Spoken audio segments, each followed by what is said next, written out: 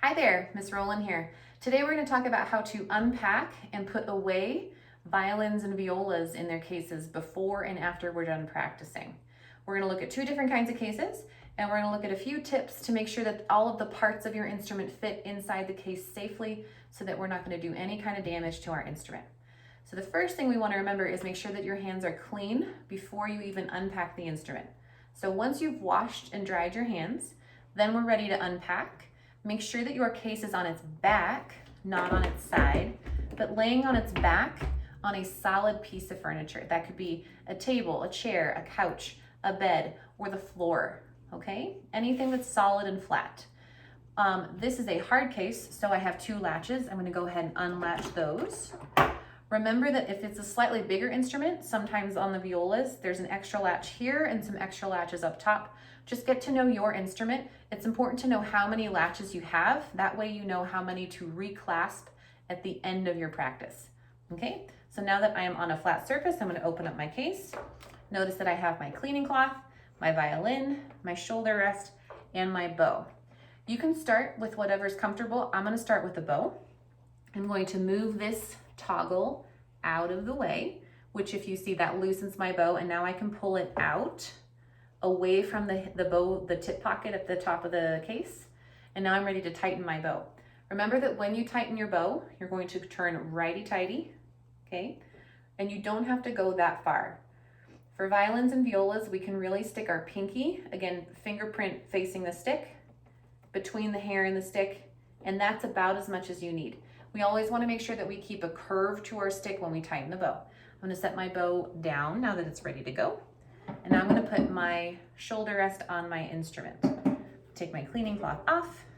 The cat is going to supervise. She's very grumpy about it.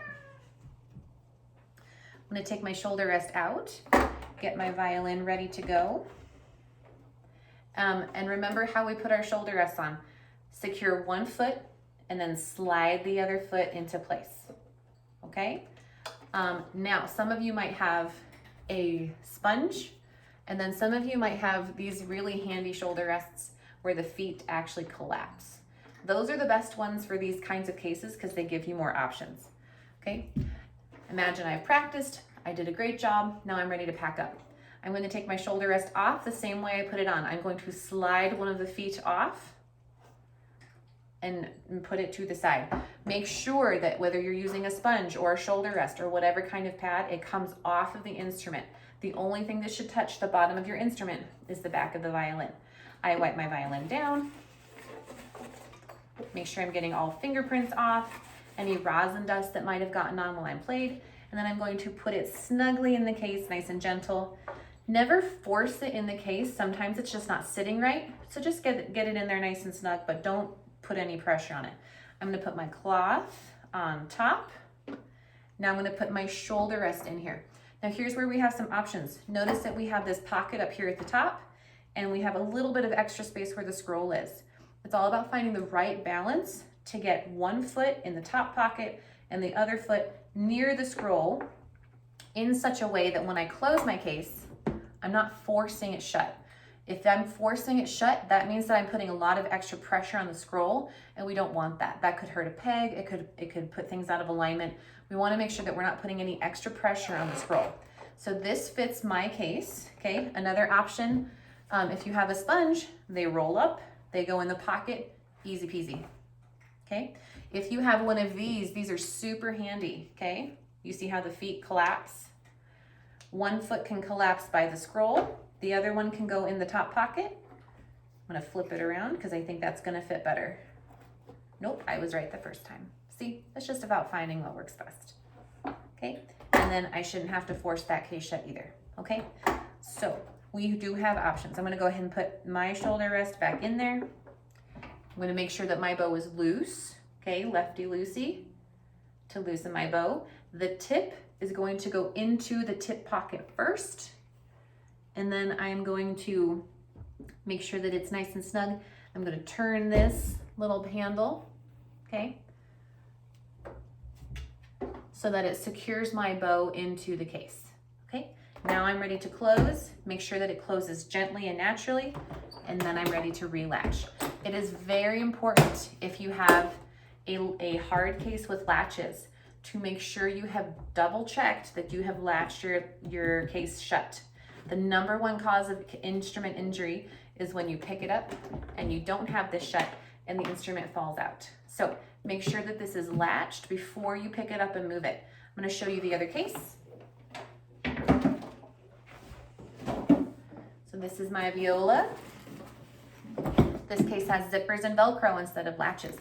The rest is still the same. Okay, I'm going to unzip this, unvelcro, open it up.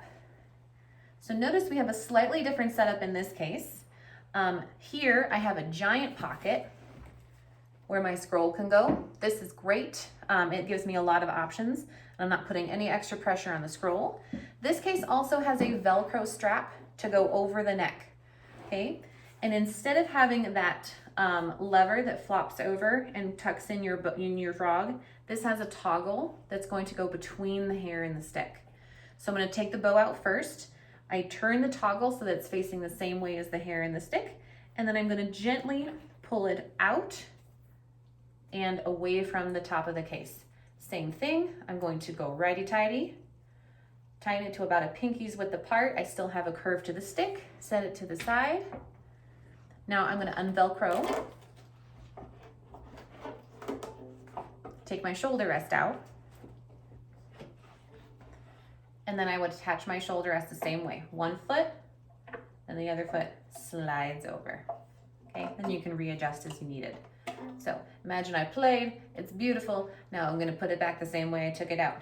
Shoulder rest off, slide one foot to the side, put that to the side. I'm going to put my viola in the case. Imagine I clean it, it's good to go. Then I'm going to buckle it in. Okay, if there is Velcro, you want to make sure that you do buckle it in. It's just an extra good step. I'm going to put my shoulder rest safely in this giant pocket that I have. Remember, whatever you do, whatever kind of setup you have, okay, with the case or the shoulder rest, don't force the case shut. Okay, that means that something's resting on top of your scroll and you're going to hurt your scroll. Okay, my shoulder rest is in there. It's not on my scroll. My viola is secure. I'm going to loosen my bow. I'm going to stick the tip into the pocket that's on the same side as the scroll. And notice for this one, we have this curve to the case. I want to make sure that that matches the curve to the frog. So for this, my tip goes in, and I'm going to put it with the stick up so that it matches that natural curve. Some cases, it doesn't matter quite as much, but other cases, if I was to put it this way, it wouldn't close and it wouldn't fit. So just make sure that your bow is going in there. Again, don't force it. It means it's the wrong way. If you can gently put it in there and still close the case, it's the right way. I'm going to turn the toggle, and now I'm good to go. I re-zip, re-velcro, and now we're good to go. Happy practicing.